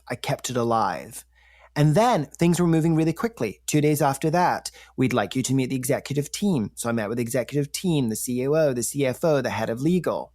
Again, it was this sort of, there was no work. It was ease. You know, people talk about all the time about ease. And I always say like, why are you being so easy? Like get up and do something.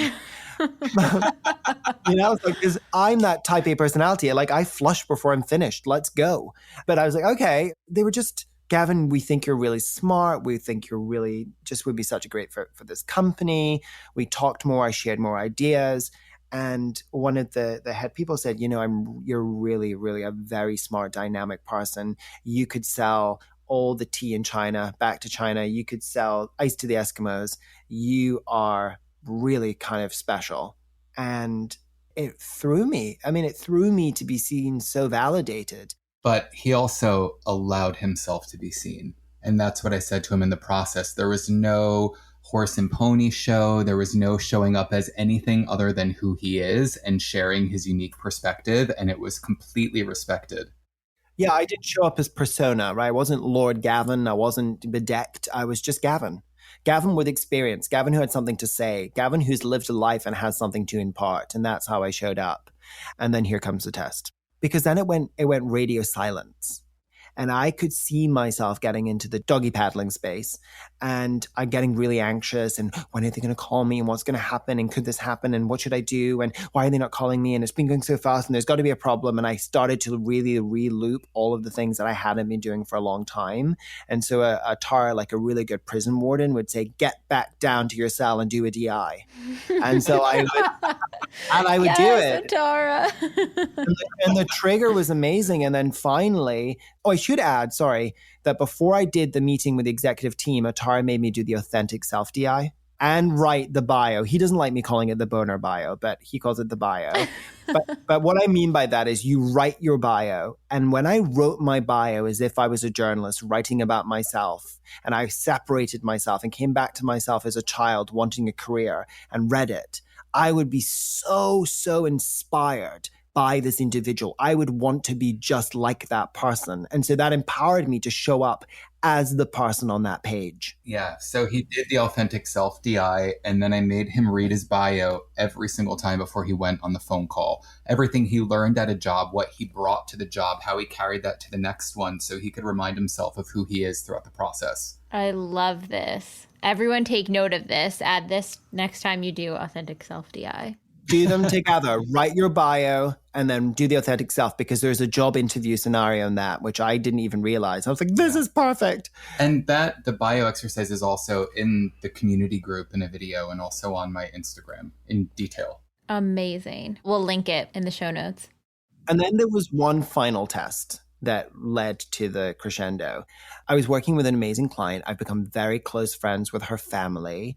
I changed my name adopted a Kabbalah name during Rosh Hashanah so I could have new energy around my new identity, so that I could have a clean slate without disease. So I took on the name Moshe. And so she always calls me Moisha, which is adorable, the mum. And so because I was not able to work with my clients face-to-face when they were on location in the country, I created this whole package, sending them skincare regime, sending them the turning the device, doing custom videos so that they could prep their skin in advance of the occasion. And it was all agreed upon, and I double confirmed and double agreed, and that was all fine. And then the award happened, and the makeup artist, who's a very famous makeup artist with a lot of followers, millions and millions, started to post all these images, and there was lots of skin prep around products that he used, but I'd also had this deal in place, and I'd secured sponsorship. And so we'd had a bit of an argy-bargy before, maybe a year before. So to cut through that, I got his number, I texted him, and I said, I just want to let you know, I have this deal in place. It's all approved. Is there anything, is the language wrong? Because I did skin maintenance rather than skin prep because I didn't want to impede with the contract that he'd been paid for. I was being equitable, probably more generous than I should have been. Initially, I thought the response was fine because he said, oh, no, nothing to do with me. I don't make these decisions. It has to go through our team. I said, okay, all approved by her team. It's all taken care of. And then I put my phone off, had a lavender margarita from Laura Hardware, put it back on, and had an onslaught of these agitated messages. Who are you? You haven't given her a facial. It doesn't even make sense that you're involved. You are taking my pictures. And I said, well, I didn't take them from you. I took them from the fashion stylist. You're all using the same pictures that have been approved by her team. And, this is something that I've had in place. Well, how could you even get sponsorship on skin? Doesn't even make sense. Gavin was going to completely avoid it. And I was like, use your voice. This is your test. You use your voice. You tell them you're not backing down. You don't. Yeah. So it was exactly. And I did. And I said, listen, you communicate with her team. I communicate directly with her assistant and named her and went, who is that? I said, her sister. And it was radio silence. I never heard from him again, but I spent all night thinking that I was going to have some annoying thing to wake up to. Didn't happen. But then under my covers, I checked my email. No manifestation. WhatsApp, no manifestation. Text message, no manifestation. Instagram, no manifestation. And then I realized that I had a blink on, I think it's Telegram or some other app that everybody uses for some reason when they want to pretend they're in a foreign country. And I didn't ever think to look at it. And you know what I opened up, Jessica? And this was hours later in the day when I checked till like 5 o'clock. It said, joining Augustinus. And it was the entire executive team on it saying, let's schedule a call tomorrow to chat.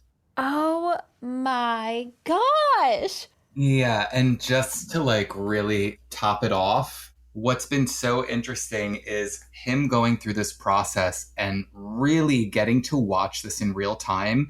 I work very hands-on with my clients, but getting to live with my husband and help in this process in real time was so awesome, because seeing how quickly your mind wants to go back to that past patterning and behavior in real time and being able to disrupt it. Every single situation that he had to use his voice, even in starting, where in the past he would not have, and he walked through, ended up getting him so much more within this opportunity, to the point that, if you want to share. Yeah, and just to give you the crescendo, aha, dreams come true. I really wanted to be seen in a specific way, because to me, success was measured by others in the industry, other facialists, makeup artists, hairstylists that have this sort of front-facing acclaim, celebrity narrative. And I'd had that, but I also was so disconnected from that too, that I'd never hustled. I wasn't about building my followers or buying my followers or doing anything, or not really creating much content, to be quite honest, in that space. That I was very narrow in how I thought I would be seen. Long story short, they offered me to join the company. They gave me exactly what I asked for. I started onboarding, and then I started to have uncertainty about what my role was going to be, because I knew that I was going to be front facing on some things, but I also didn't want to lose the part that I had built my own brand identity around. And the funny thing is, they said, and I had all these conversations, very open dialogues with the owner and everybody, and they said, we see you so much bigger than you see yourself. You've done all this, you've got all this, but what really we find such value in you is your intellect, your creativity, your partnership, your ability to work across multiple channels with multiple teams to provide insights. So not only did I start the company with the pay that I wanted, which was really, really good, with a title that was really, really nice, I've also been added to the executive committee, the leadership team, and been given equity in the company. Wow. Yeah, so crazy. And it's really incredible. And what it has really taught me, there is value and there's power in using a voice that is your own. And we so often communicate through a voice that we think we should have and a persona that we think will get us somewhere, that will make us be seen. But when you strip away those layers and you just show up as you authentically and inherently are, and you don't shrink the aspect of yourself that wants to say, what about that? Have you considered that? You allow yourself to be insightful, then the dreams and the manifestations really come to play. And your authenticity, and not just Gavin's, everybody's, is so much more powerful than any kind of persona you could possibly manufacture. And I just want to say, without me getting emotional, but I am so proud of you and I love you so much. And I'm partly shocked that you shared your story so openly, and I've never felt more proud of who you are. So thank you for doing this. Well, I love you. And, for anybody who's listening, when you feel that you don't know where to turn and you are distracted by the outside and you get fixated on validation from others and positions and items, I always say, if you are in a safe relationship, lean inwards, don't lean out. It's so easy to have the sparkle and the razzle dazzle and the sense of newness to pull you away from the things that really matter. So lean in. And I am so grateful that I'm sitting here cancer-free, cancer survivor, suicide survivor. I get to buy whatever I want now because I can name check those on all of my trauma cards. And thank you, Atarah, for bringing this work to my life, and to, I must say, to my dear, dear best friend, Cheyenne Benedict, for bringing it initially to Atarah, who then brought it to me. And I want to thank everybody at TBM for providing me with the tools to find a way forward in life that I know will be a life worth living. Mic drop. I don't even know how to follow that up. Gavin, I knew this was going to be such an incredible episode. And, you sent over the submission form and I knew kind of, okay, this is where we're going to go and this is what we're going to talk about. And the story and how you tell your own story is so much more expansive than I could have ever imagined. And I feel so grateful for even being able to be a channel to sit in this conversation and to be a part of this and witness and hear your journey. And there's so much strength in both of you. You are both so powerful, individual and together. And it's so, so beautiful to witness. And I think it's really inspiring to myself, to others, of just the whole spectrum of humanity, of really honoring yourself in this life and your worthiness and making steps forwards despite odds against you or pain and suffering. There's always something to look forward to. There's always something to move towards. And I think, this story is, I can't wait till the feature film comes out. That's all I'm saying. I've earned myself a Cinco de Mayo cocktail. Yes. Thank you so much, Jessica, for your kind words and for giving me the opportunity to share my story. It means the world to me. Well, thank you guys so much. And thank you guys for listening in. We hope you have a beautiful week and we'll see you next time. Bye.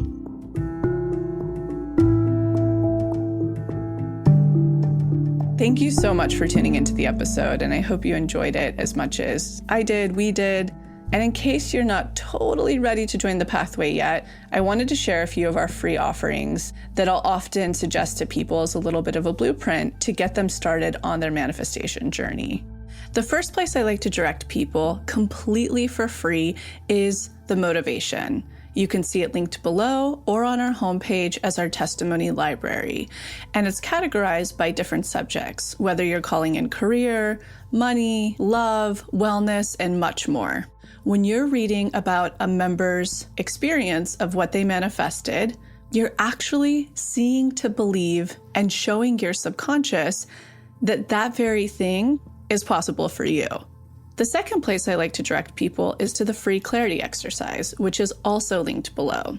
In it, you get to try our own unique hypnosis process, learn about the science, and some journaling prompts.